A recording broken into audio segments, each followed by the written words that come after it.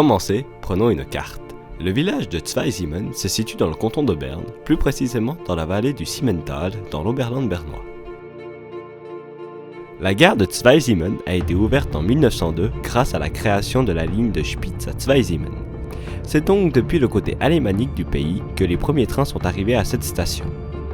Entre Zweisimmen et Gstaad, c'est-à-dire côté roman entre guillemets, la ligne a été ouverte un tout petit peu plus tard en 1905. Comme vous l'a expliqué Christophe en début d'émission, de nombreuses compagnies se sont succédées dans la gestion de la gare avant que celle-ci ne soit reprise par l'une d'elles. Pourquoi l'une d'elles ? Car elle a la particularité d'accueillir deux compagnies ferroviaires. Le chemin de fer du Montreux-Oberland bernois, alias le MOB, et la compagnie du Berne, le Tuberg-Simplon, qui s'abrège maintenant en BLS. Mais ce sont deux compagnies avec un écartement de voies différent. Nous avons la voie normale, 1435 mm pour le BLS, et la voie métrique, 1000 mm pour le MOB. La gare de Zweisimmen est un point central au niveau de la desserte dans la région. Pour le BLS, nous avons la possibilité de rallier directement Spitz ou Berne. Du côté du MOB, on peut rejoindre Lenk im Simmental, Gstaad ou Montreux. Et bien sûr, le fameux Golden Pass Express, alias le GPX, entre Montreux et Interlaken, comme dit dans l'entretien juste avant. Maintenant, intéressons-nous au plan de voie. Regardez le plan qui était en vigueur en 1995. En orange, le tracé appartenant au BLS, et en noir, le tracé du MOB.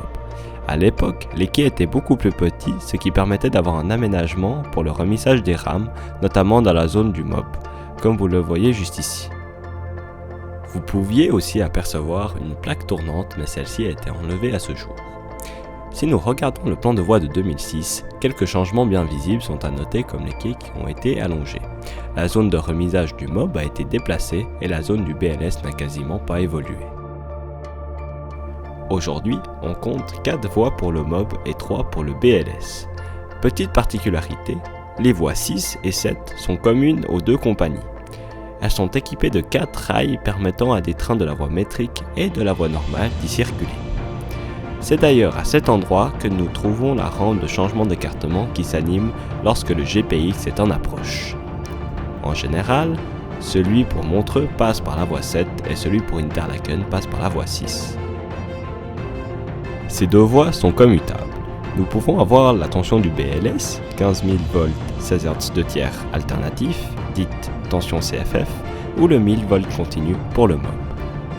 En termes de matériel roulant, il y a une certaine quantité de véhicules avec entre autres des Mika du BLS découvertes au début de saison 2 ou les 5000 du MOB pour les régions en direction de Lenk ou de Gstaad.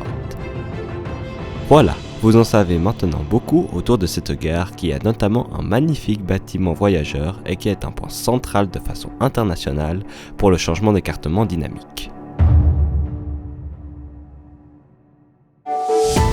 Rail One, l'émission ferroviaire suisse, à retrouver les midis et soirs sur Télé Suisse et lorsque vous le souhaitez sur notre chaîne YouTube. Abonnez-vous!